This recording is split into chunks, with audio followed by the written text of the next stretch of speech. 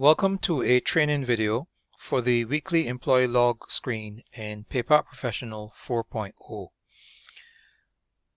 Like the employee log screen, the weekly employee log screen saves employee log entries, but it allows the user to add multiple entries for up to 5 weeks at a time. Unlike the employee log screen, however, it does not have the ability to display, change, or delete existing entries. So let's log in and show you how it works. I enter my user ID, put the password in, click on login, and we have the menu screen. The weekly employee log is found under the transactions section of the menu, and it comes right after the employee log. This is the screen. Let's start with a look at the layout of the screen, then show you how it works. At the top of the screen you have the starting date. Under that, a list of the number of weeks you wish to display. Then the employee. Under that you have the starting date and the ending date for when that selected employee began and finished employment.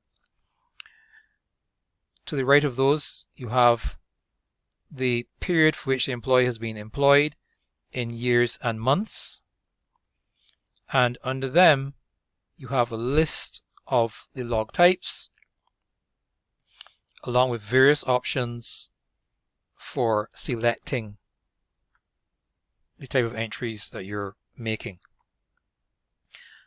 Under that you have the buttons which control various functions of this screen. This will save the entries, the news to clear the screen, the all and none.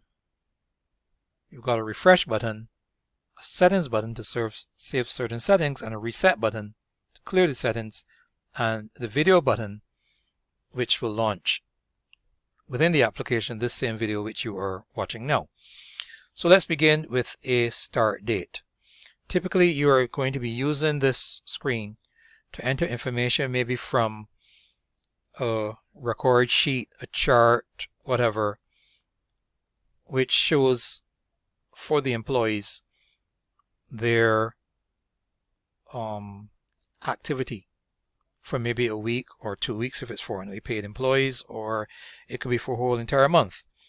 So let's start with the starting date. We're looking at let's say we're looking at the week of the 3rd of May to the 7th of May. Once I choose the 3rd of May, these dates for the week starting the 3rd of May are filled out. So it goes from Monday the 3rd of May right across to Sunday the 9th of May. Next option is the weeks. It's a default of 1 here, and I can choose from 1, 2, 3, 4, or 5 weeks to enter at a time. If I stretch this across, we might be able to see all 5 weeks, maybe. I don't know, we're getting close to the edge, right? Okay, no, it's fairly close. There's a few more there. Now, that number of weeks can be defaulted by clicking on the settings button. If I want to see 1 week, which is the default, I just leave it alone and I'm entering 1 week at a time. There are some users of this software though for whom they may have fortnightly paid employees where the information is collected every 2 weeks, in which case you do it like that. There may be some who are collecting the information for monthly paid employees, and there's a monthly summary, in which case you would want the 5 week, which captures most of that period for you. And you'd probably go in that case from the 1st of May. So for the 1st of May, which is a Saturday, 5 weeks brings you to the 5th of June, and you would just enter what you want up to the 31st of May. You would ignore these ones if you're doing it on a strictly monthly basis. And when you save your entries, it saves the ones that you want for June. Let's go back. However, we are weekly and we are looking at the week from the 3rd of May, and we're looking at 1 week only. Now, this screen works very easily. You have a list of, let's bring this back in. Right. You have a list of log types, each one showing the description of the log type, the qualifying period, and the qualifying unit. Then you have the date, and then you can have a column for the comments. So let's pick an employee. Let's pick I think I have a Taylor person inside here. Right, Mark Taylor. He started working on the 1st of January 2019. He's still a current employee because there's no finish date there for him. And he's been employed for 2 years and 4 months. If Mr. Taylor was absent on the 3rd of May, I would just come across the absent line, tick. He's absent this day, he's absent on the 5th, and he's absent on the 6th.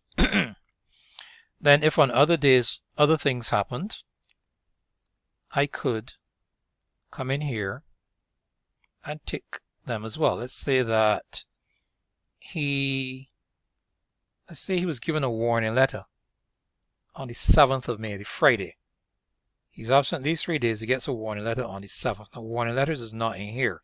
So what I could do is, if I go to records and go to log types, I could then add a code for warning letter. Warning letter, let's say this is his first warning letter. And this is an incident type unit, because it's not based on time, it's just an incident. And I would save that. Maybe what we should do probably is have a code for the first warning letter and a separate code for a second warning letter. Warning letter. Oops. Warning letter. Hey. Warning letter. Second.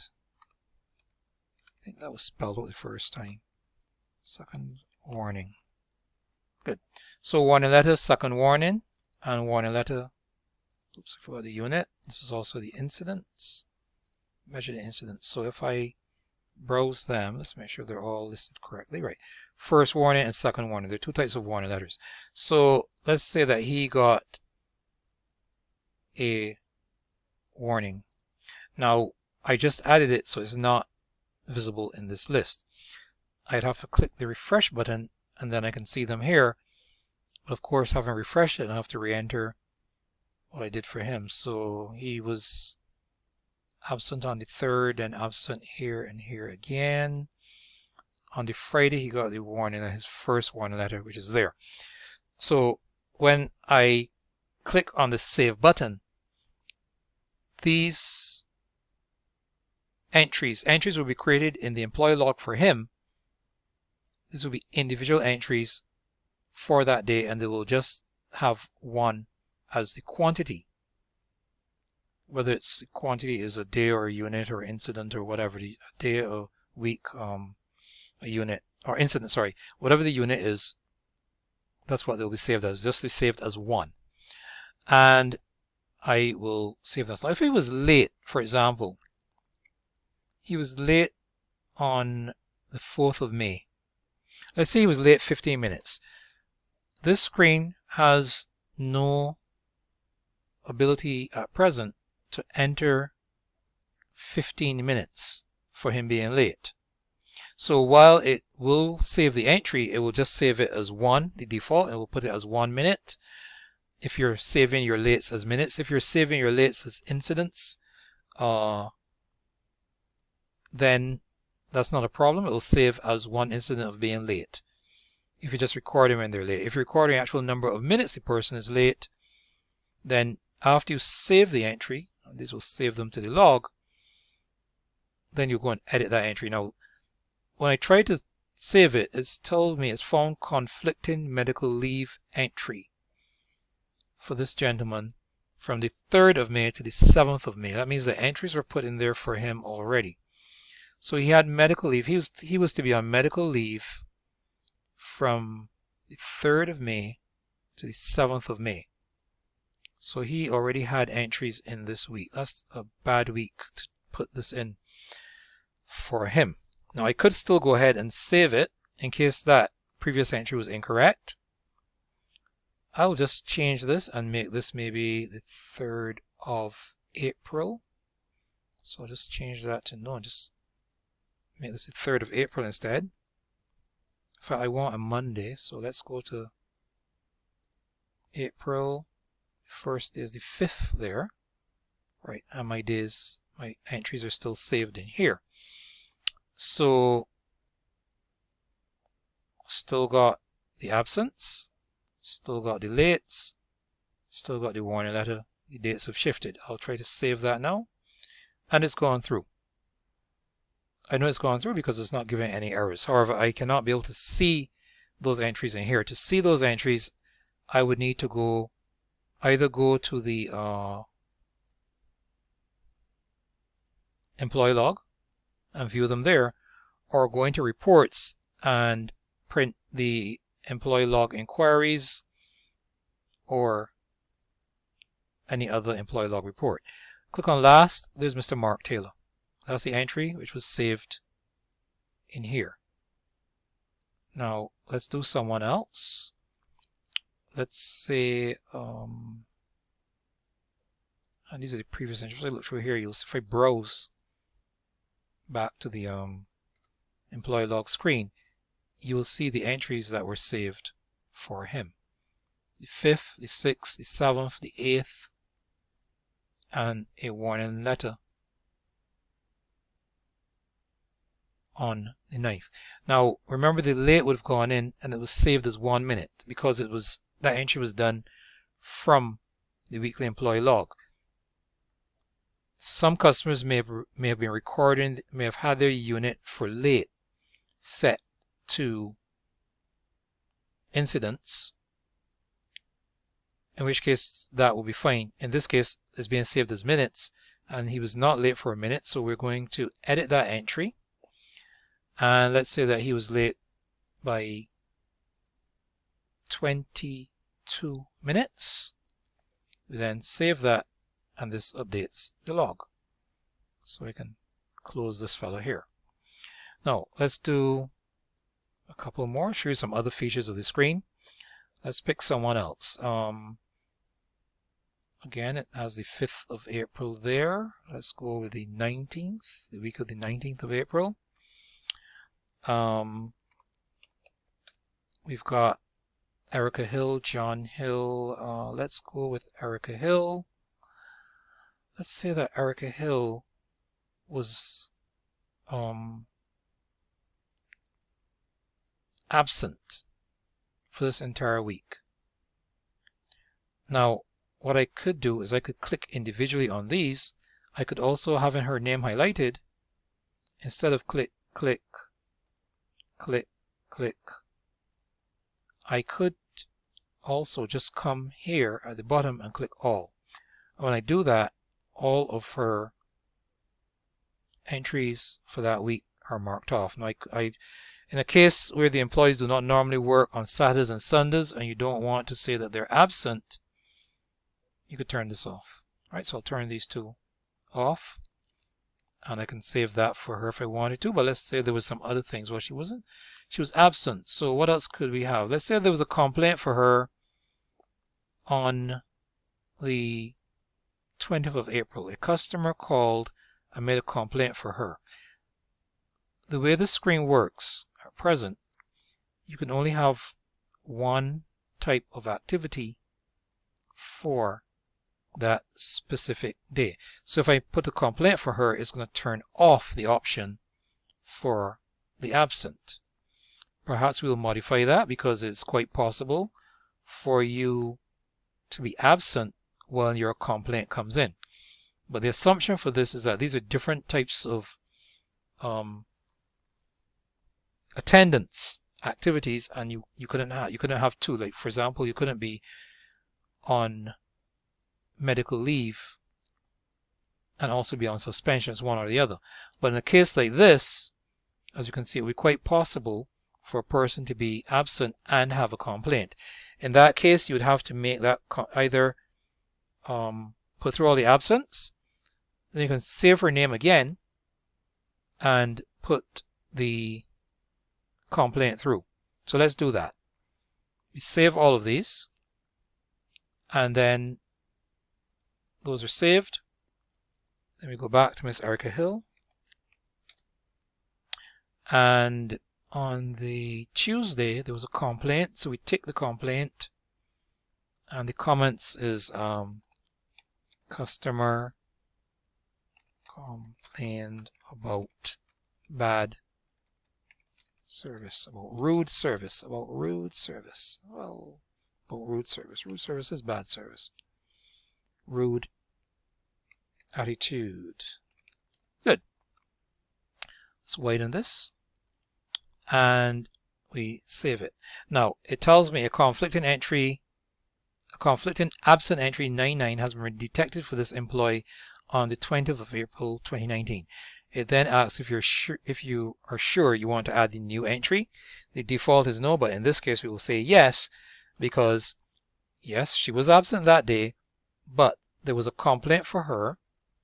And what we could do here is that this could be the day that the complaint was made, but maybe it was made for something that happened earlier. Rude attitude on a different date, but this is the date the actual complaint was made. On, let's say, the previous week, the 13th of April 2021. So, customer had a bad experience on the 13th of April, and they came back a week later and made the complaint. That's the date that the complaint was made, not the actual date the complaint occurred. And it's up to you to, in your records, decide if something like this, well, it probably would be the date the customer made the complaint as to the date the incident actually happened. That's probably best saved in the comments. So we save that and we say yes to it, and there you go. So that's basically how this works. I can pick someone else. Let's pick,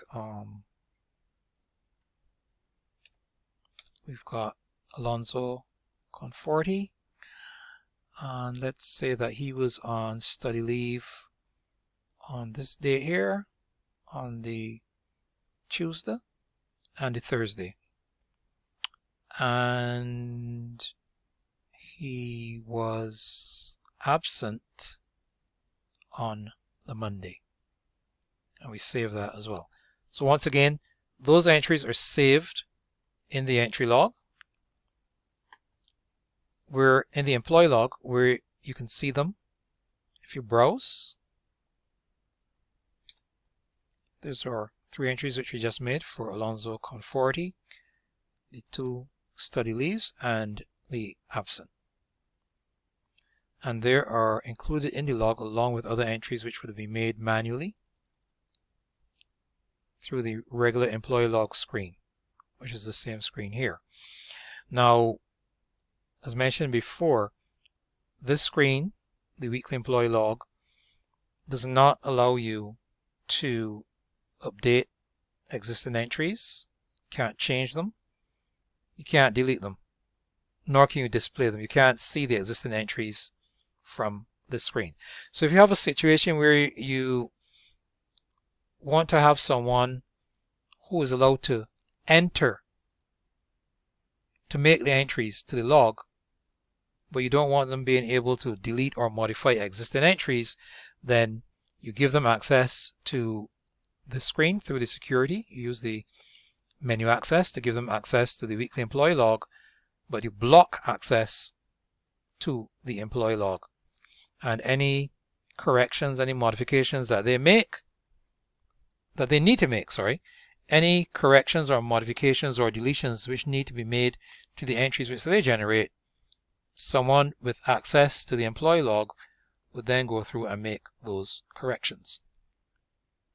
So that brings this video to a close.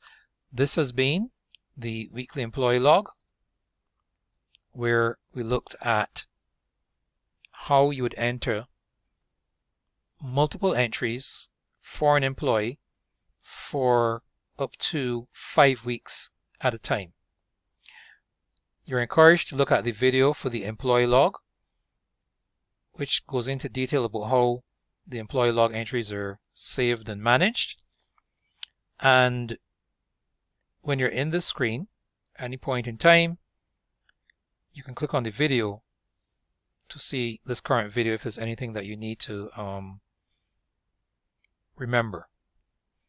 Also remember, you can default your weeks and save it using the settings button. So thank you once again for the time you spent with us. It's been a pleasure as always.